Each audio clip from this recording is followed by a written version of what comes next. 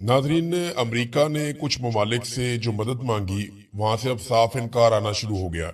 NATO ने भी कोई मुस्बत जवाब नहीं दिया। नेटो में बहुत सारे ऐसे मुल्क हैं जिनको बराह रास्त डोनाल्ड ट्रंप ने नाम लेकर नहीं पुकारा, लेकिन उन लोगों ने अब जवाब देना शुरू कर दिया। खास तौर पे जापान ने, ऑस्ट्रेलिया ने, इंग्लैंड ने, चीन ने और जर्मनी ने इनकार कर दिया। ये बड़े मुल्क हैं, ताकतवर मुल्क हैं। इन्होंने साफ कहा जनाब कि हम तो ये लड़ाई के अंदर नहीं आना चाहते और हम अपने बहरी जहाज नहीं भेजेंगे। इसमें जो जापान के वजीर दिफा हैं, उनका स्टेटमेंट बड़ा अहम है। उन्होंने कहा कि ट्रंप यूरोप से ऐसी क्या तवक्को रखते हैं जो ताकतवर अमरीकी बहरिया नहीं कर सकते। यानी आपकी बहुत ताकतवर अमरीकी बहरिया है, वो अगर काम नहीं कर पा रहे तो यूरोप से आप क्या तवक्को रखते हैं। ईरान जंग हमारी जंग नहीं है, ना ही हमने उसे शुरू किया है। जंग में शामिल नहीं होंगे, ये जर्मन वजीर दिफा स्टेटमेंट दे चुके हैं और डोनाल्ड ट्रंप को ये दो टोक जवाब उन्होंने दिया है।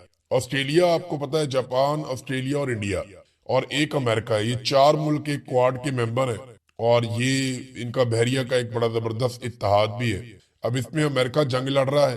भारत ने अपने ऑयल टैंकर निकलवा लिए हैं सौदेबाजी करके ईरान के साथ, जबकि जापान ने इनकार कर दिया, ऑस्ट्रेलिया ने भी इनकार कर दिया। ये इस लड़ाई का हिस्सा नहीं बन रहे। ज्यादातर मुल्क खामोश हैं, लेकिन जो मुल्क भी बोलता है, इंग्लैंड ने कहा कि वो इस लड़ाई का हिस्सा नहीं बनना चाहते। बरतानवी वजीर आजम ने कहा कि ये मुश्किल सूरत हाल है और ये लड़ाई के जरिए से हल नहीं होगी, इसको बातचीत भी करनी पड़ेगी।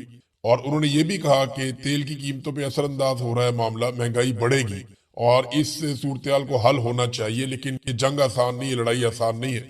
फिर उन्होंने ये कहा वो इस लड़ाई का हिस्सा नहीं बनना चाहते। देखिए, बहुत सारे ममालिक का ना अमेरिका के ऊपर एतबार आहिस्ता आहिस्ता खत्म होता जा रहा है। डोनाल्ड ट्रंप एक आलमी किस्म की तन्हाई का शिकार हो रहे हैं, जो उनकी सियासी शख्सियत को और उनके किरदार को डैमेज कर रहा है। अमेरिका में उन्हें बहुत बुरी तरह डैमेज हो रहा है।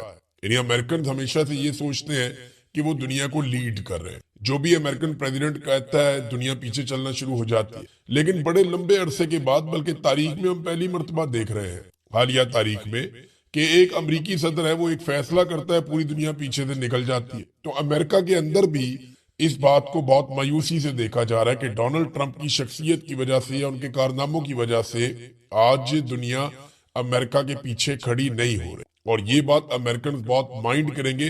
डोनाल्ड ट्रंप पॉलिटिकली बहुत बुरी तरह अमेरिका में डैमेज हुए हैं। अब इसमें पाकिस्तान और भारत जैसे ममालिक, वो खामोशी से ईरान के साथ बातचीत करके अपने तेल के टैंकर निकलवा रहे हैं। अभी एक पाकिस्तानी टैंकर निकला तेल का, ये तफसीलात मैं आपके सामने रख देता हूँ। ये ब्लूमबर्ग की एक ताज़ा रिपोर्ट है और उसमें यह बताया गया कि खाम तेल से लदा हुआ एक ऑयल टैंकर आबनाए हुर्मुज को क्रॉस करके पाकिस्तान की तरफ रवाना हो गया। ब्लूमबर्ग ने आज पीर वाले दिन ये रिपोर्ट दी है और उसमें उन्होंने ये कहा कि जहाजों की नकलो हरकत को, उसका डाटा जो है उसको नोट किया जा रहा है और पाकिस्तान नेशनल शिपिंग कारपोरेशन के जेरे कंट्रोल एक ऑयल टैंकर जिसको कराची जाना है, ये एतवार के रोज खतरात से भरपूर इलाकों का सफर करते हुए आबनाए हुर्मुज को अबूर कर गया। और ये अब जनाब पाकिस्तान के परचम बरदार ये टैंकर जो है, ये अब पाकिस्तान की हुदूद के अंदर दाखिल हो जाएगा और ये पाकिस्तान को तेल मिल गया। यानी आप अंदाजा करें कि पाकिस्तान ने भी ईरान से बात करके अपना तेल मंगवा लिया, भारत ने भी ये कर लिया, बांग्लादेश ने भी ये कर लिया, वियतनाम ने तो इमदाद भिजवा दी ईरान को, उनका तेल भी चला जाएगा।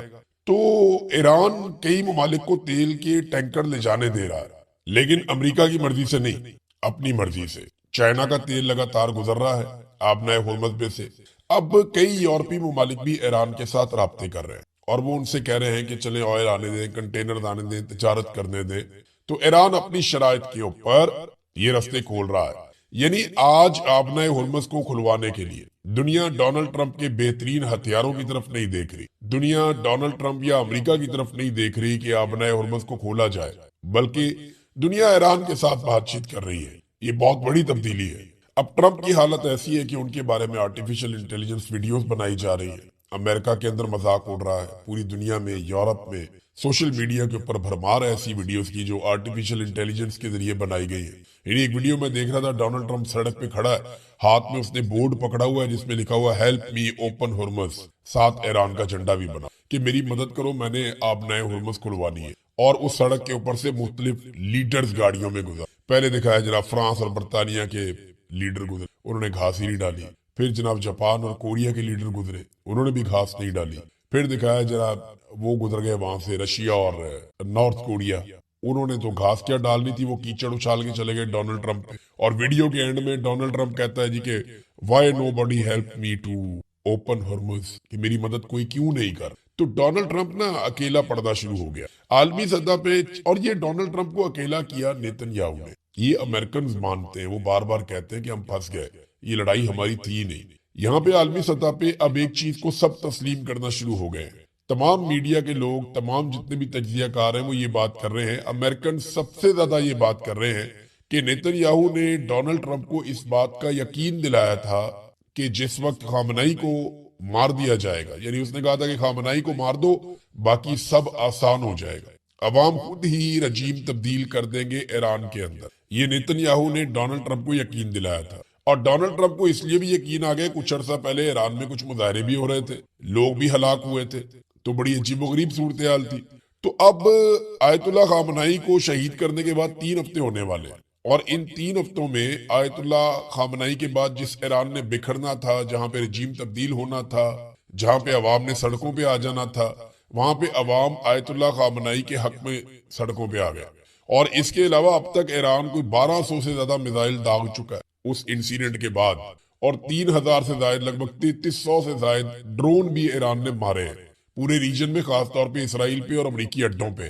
तो जिस एक इंसिडेंट के बाद नेतन्याहू ने ये वादा किया था और दावा किया था कि खामनई को मार दो, सब कंट्रोल में आ जाएगा, खामनई की शहादत के बाद सब कुछ कंट्रोल से निकल गया। तो अमेरिका की और नेतन्याहू की असेसमेंट गलत थी, और नेतन्याहू ने अमेरिका को फंसा दिया एक दलदल के अंदर, जहां से अमेरिका ये चाहता है या तो वो बाहर आ जाए या बाकी लोग भी अमेरिका के साथ उसके अंदर फंस जाए। अब नेतन्याहू की एक नई वीडियो आई थी, वो आपने देखी होगी, कॉफी शॉप के अंदर कॉफी पकड़ के, कॉफी पीते हुए अपनी उंगलियां भी चेक करवा रहा है कि मेरी उंगलियां 6 नहीं है, 5 है।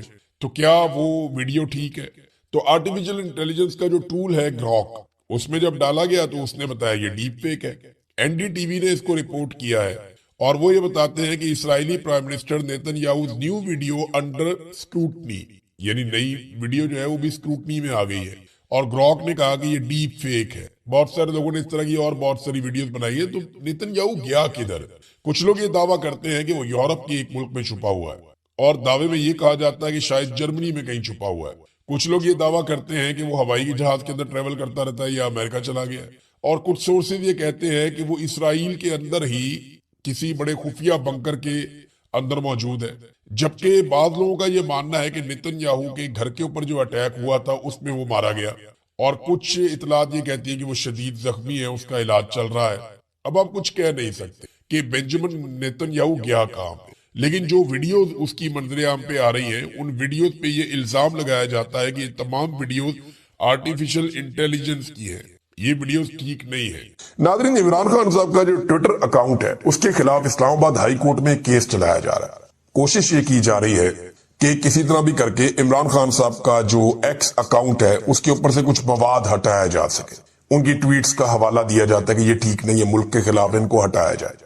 देखिए, बड़ी कोशिश कर रहे हैं। फर्ज करें कि ये कोशिश में एस्टेब्लिशमेंट ने जिद पकड़ी हुई है ना कि कुछ ना कुछ करके इमरान खान साहब से भी जवाब मांग लिया अदालत ने। 2 हफ्ते का टाइम उसमें दे दिया गया कि इमरान खान साहब भी जवाब दें। इमरान खान साहब को चाहिए, इस्लामाबाद हाई कोर्ट में केस है, और वो ये कहें जनाब मैं इस केस में खुद ये मुकदमा लड़ना चाहता हूं, और आ जाए, ऑनलाइन आ जाए, वहां पे कैमरा लगाया जाए, वीडियो लगाई जाए, खान साहब वहां पे आए और बैठ के बताएं जजों को कि उन्होंने ये ट्वीट क्यों की है और वजह क्या है इसकी, और ये ट्वीट जो है वो किस नौयत के हैं और ये हकायक क्या है। अब देखें ना, लोग तो जेलों के अंदर किताबें लिख देते हैं, इमरान खान साहब जो बात करते हैं बाहर जाके उनके ट्विटर अकाउंट पर डाल दी जाती है। अब कोशिश की जा रही है, एस्टेब्लिशमेंट ने जिद पकड़ी हुई है कि ये एक्स अकाउंट से ये मवाद हटाया जाएगा। हार जीत का मसला बनाया हुआ है। अगर ये मवाद हट भी गया तो थोड़ी सी तरमीम के साथ इमरान खान साहब दोबारा ये मवाद डलवा देंगे, फिर क्या होगा? जो पाकिस्तान तहरीक इंसाफ का या आम पाकिस्तानियों का, ओवरसीज पाकिस्तानियों का सोशल मीडिया, वो उसको फिर वायरल कर देगा, एक नया रिकॉर्ड बन जाएगा। तो मेरे ख्याल में जो एस्टेब्लिशमेंट है उसको होशमंदी से और अक्लमंदी से काम लेना चाहिए, हर वक्त लड़ाई के मोड में नहीं रहना चाहिए। अब नाज़रीन, इमरान खान साहब ने एक बात तो साबित कर दी अपने कल वाले फैसले से कि जेल में बैठकर उसने कहा कि वजीर आला तब्दील, तो फिर वजीर आला तब्दील। बाहर बैठे हुए लोग जितनी मर्जी छलांगे मारे, उछलते रहे, चिचलते रहे, गुस्से के अंदर रहे, बिलकते रहे, लेकिन कोई फर्क नहीं पड़ता। एक आदमी पाकिस्तान तहरीक इंसाफ में इमरान खान साहब के हुक्म के सामने खड़ा नहीं हुआ। سب کی زبانیں بند ہو گئی. یہ ہے سیاست کی معراج اگر کسی شخص کو ملی ہے تو. یہ ہے اس کی سیاسی طاقت جس کا عشر اشیر بھی کبھی شریف خاندان یا زرداری خاندان کو حاصل نہیں ہوا، اور وہ ایسا کبھی سوچ بھی نہیں سکتے. عمران خان نے ایک عام سے کارکن کو اٹھا کے وزیر اعلیٰ بنا دیا. روک کے دکھاؤ. جب کارکن کھڑے ہوتے تھے نا عمران خان کے، تو یہ اس کا تیسری چوتھی لائن میں اس کا نمبر آتا تھا. سہیل افریدی کا ایک عام سا آدمی عمران خان نے اٹھا کے اس کو بنا دیا وزیر اعلیٰ.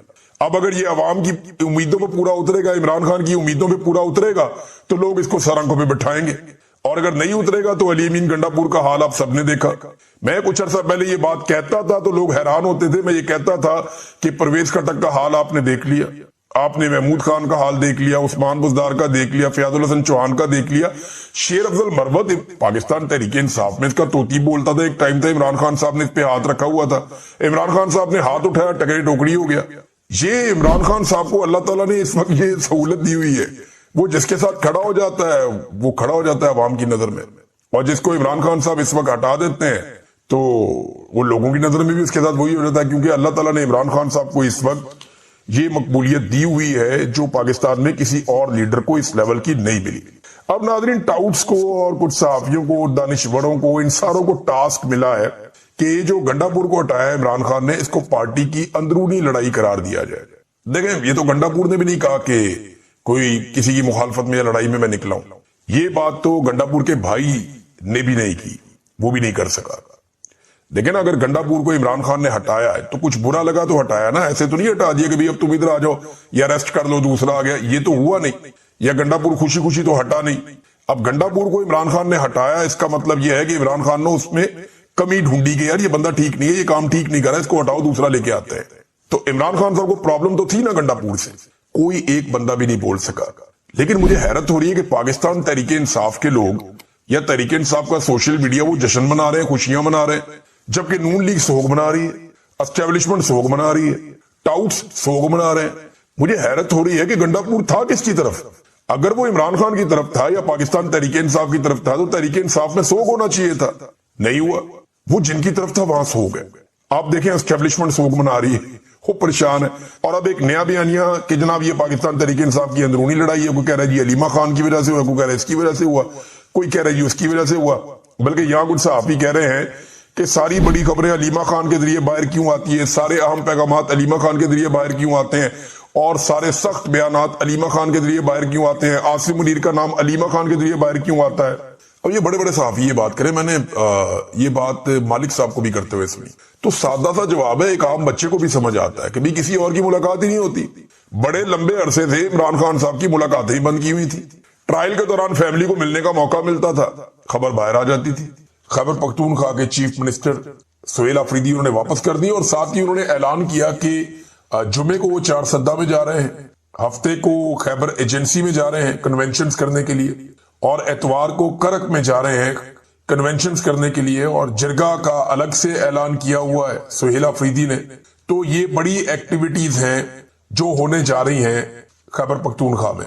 اب یہ کوئی اتنی اسٹیبلشمنٹ کو پسند نہیں آئے گی، اور ان کے اوپر سہیل افریدی پہ ایک پروپیگنڈا یہ کیا جا رہا ہے کہ وہ کوئی لا اینڈ آرڈر کی میٹنگ تھی جس میں اس نے شمولیت نہیں کی تو اس نے بڑا ظلم کیا. تو سہیل افریدی نے بتایا کہ جناب یہ لا اینڈ آرڈر کی نہیں تھی میٹنگ، بلکہ یہ جو میٹنگ تھی یہ دو چیزوں پہ تھی. وہ دونوں چیزیں انہوں نے بتائی. ایک تو میٹنگ جو تھی وہ فوڈ سیکیورٹی پہ تھی، اور دوسرا افغان مہاجرین پہ تھی. اس میں لا اینڈ آرڈر کا مسئلہ نہیں تھا.